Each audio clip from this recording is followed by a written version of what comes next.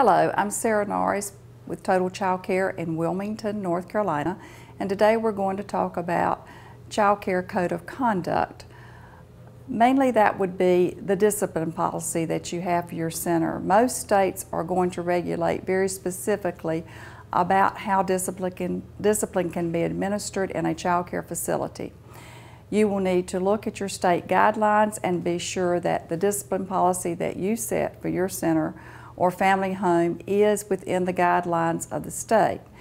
This will also tell your parents exactly what you can and will not do as far as discipline is concerned. In North Carolina, of course, corporal punishment is not allowed. Many other states have that same rule. So you would need to state that within your discipline policy.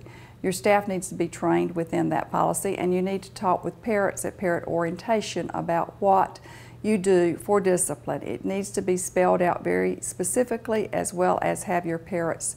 They need to receive a copy of the form as well as sign a copy that you would keep in your files stating that they know, have seen, and understand your discipline policy.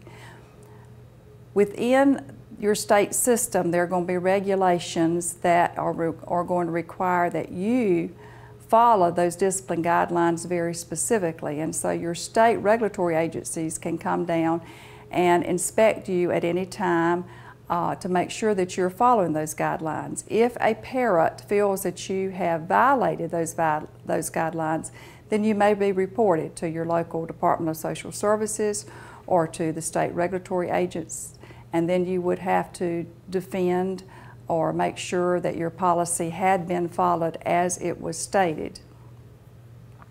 Discipline is important to teach young children. They learn when they know what they can do and what they cannot do. They learn better. They are more comfortable. They appreciate discipline, although they would tell you otherwise if you were to ask. They need guidelines, just as we adults need guidelines. We have a law that says we can only go a certain amount of miles per hour down a particular road. That's for a reason. It's to protect others. And so discipline policies are the same thing with children. They are for your child's protection as well as for other children, the other child's protection. So they need to be followed. They need to be stated clearly. Parents need to understand. You need to make sure your parents understand. You need to be sure your staff understands. You need to monitor and make sure that they are following those policies. So we've talked a little bit about discipline, code of conduct within child care centers today.